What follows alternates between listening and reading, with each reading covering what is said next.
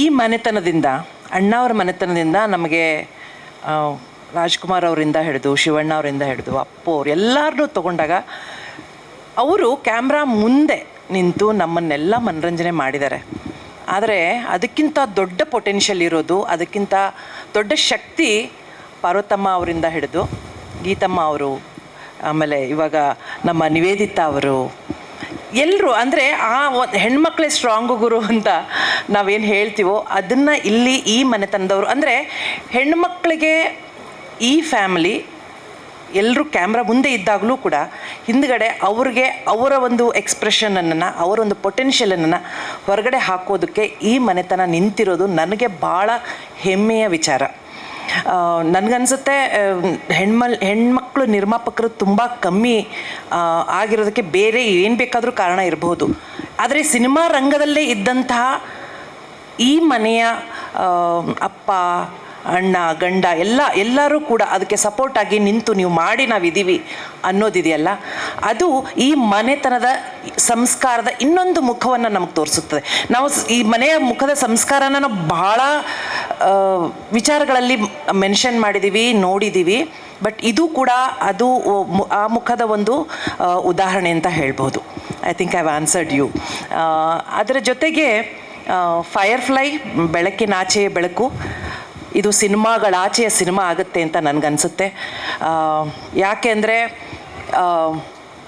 ರಾಜ್ಕುಮಾರ್ ಅಣ್ಣವ್ರು ಮಾಡುವಾಗಿನ ಸಿನಿಮಾಗಳಲ್ಲಿ ಹಾಗೂ ಒಂದು ಕೌಟುಂಬಿಕ ಸಂಬಂಧಗಳ ಬಗ್ಗೆ ಕತೆ ಮಾಡ್ತಿದ್ರು. ಆಮೇಲೆ ಶಿವಣ್ಣ ಅವರು, ಅಪ್ಪು ಅವರು, ಇವ್ರು ಮಾಡಿದಂಥ ಸಿನಿಮಾಗಳಲ್ಲೂ ಕೂಡ ಈಗ ಆ ಒಂದು ಕಾಲಘಟ್ಟ, ಈಗ ನಿವೇದಿತಾ ಅವ್ರು ಮಾಡಿರೋದೇನಿದೆ ಅಲ್ಲ, ಈಗ ನನಗೆ ನನ್ನ ಮಕ್ಕಳಿದ್ದಾರೆ, ನನ್ನ ಮಕ್ಕಳ ವಿಚಾರಕ್ಕೂ ನನ್ನ ವಿಚಾರಕ್ಕೂ ತುಂಬ ವ್ಯತ್ಯಾಸ ಇದೆ. ಆ ಸಂಬಂಧಗಳಲ್ಲಿ ಚೇಂಜ್ ಆಗಿದೆ, ಪ್ರೀತಿ ಕಡಿಮೆ ಆಗಿಲ್ಲ, ಸಂಬಂಧಗಳಲ್ಲಿ ಆ ಮಾಧುರ್ಯ ಕಡಿಮೆ ಆಗಿಲ್ಲ, ಆದರೆ ನೋಡುವ ವೈಖರಿ ಚೇಂಜ್ ಆಗಿದೆ. ಒಂದು ಹೊಸ ಅಲೆ ಈ ಸಿನಿಮಾ ತಂದೇ ತರುತ್ತೆ. ಯಾಕಂದರೆ ಸಾಂಗ್ಸ್ ಆ್ಯಂಡ್ ಈ ಟ್ರೇಲರಲ್ಲಿ ಪ್ರತಿಯೊಂದರಲ್ಲೂ ಬರೀ ಅಲ್ಲಿ ಆರ್ಟಿಸ್ಟ್ಗಳ ಡೈಲಾಗ್ಸ್ ಅಷ್ಟೇ ಅಲ್ಲ, ಅಲ್ಲಿ ಮ್ಯೂಸಿಕ್ ಮಾತಾಡುತ್ತೆ, ಡೈಲಾಗ್ ಮಾತಾಡುತ್ತೆ, ಲೈಟಿಂಗ್ ಮಾತಾಡುತ್ತೆ, ಕ್ಯಾಮ್ರಾ ಮಾತಾಡುತ್ತೆ, ಪ್ರತಿಯೊಬ್ಬರ ವರ್ಕು ಕಾಣಿಸುತ್ತೆ. ಅದಕ್ಕೆ ಇಟ್ ಈಸ್ ಸೋ ಡಿಫ್ರೆಂಟ್. ವಂಶಿಯವ್ರ ಬಗ್ಗೆ ಒಂದು ಮಾತು ಹೇಳ್ಬಿಡ್ತೀನಿ. ನನಗೆ ಅವರು ಕತೆ ಎಲ್ಲ ಹೇಳೆಲ್ಲ ಆದಮೇಲೆ ನನಗೊಂದು ಸಣ್ಣ, ಆ್ಯಸ್ ಅನ್ ಆರ್ಟಿಸ್ಟ್ ನನಗೆ ಒಂದು ಸಣ್ಣ ಡೌಟ್ ಇತ್ತು ಅವ್ರ ಬಗ್ಗೆ. ಯಾಕಂದರೆ ಅವ್ರ ಸೆಟ್ಟಲ್ಲಿ ಓಡಾಡ್ಕೊಂಡು ಎಲ್ಲ ಕೆಲಸ ಮಾಡ್ಕೊಂಡಿರೋರು. ಎಸ್ಪೆಷಲಿ ಇನ್ ಒನ್ ಸೀನ್ ಅವ್ರದ್ದು ತುಂಬ ಡೈಲಾಗ್ ಇದು, ನಂದೆಲ್ಲ ಆದಮೇಲೆ ಅವ್ರ ಡೈಲಾಗ್ ಇತ್ತು. ನನಗೆ ಯೂಶಲಿ ಆ್ಯಸ್ ಅನ್ ಆರ್ಟಿಸ್ಟ್, ನನಗೆ ಟು ಬಿ ಆನೆಸ್ಟ್, ಒಂದು ಇಷ್ಟು ಡೈಲಾಗ್ ಇದೆ ಅಂದರೆ ಒಳ್ಳೆ very very important scene in the film. I have to be with that particular script, I have to be with that. ನಂದೆಲ್ಲ ಆದಮೇಲೆ ಅವ್ರದ್ದು ಡೈಲಾಗ್, ನಾನು ಈ ಮನುಷ್ಯ ಹಿಂಗೆಲ್ಲ ಓಡಾಡ್ತಿದ್ದಾನೆ, ಎಲ್ಲ ಕಡೆ ಎಲ್ಲ ನೋಡ್ತಿದ್ದಾರೆ, how will Hi perform in the next short, ಅವ್ರದ್ದು ಹೆಂಗೆ ಮಾಡ್ತಾರೆ, ಅಷ್ಟುದ್ದ ಡೈಲಾಗ್ ಇದೆ, ಹೆಂಗೆ ಮಾಡ್ತಾರೆ, ಅದು ತುಂಬ ಜೋರಾಗಿ ಮಾಡಬೇಕಾಗಿರುವಂಥ ಒಂದು scene. But he did it. ನನಗೆ ಅವಾಗ ಅಂದ್ಕೊಂಡೆ, no, this is not an allrounder, he has a some very innate potential ಇದೆ. He is very well already ready for big cinemas, all kinds of cinemas.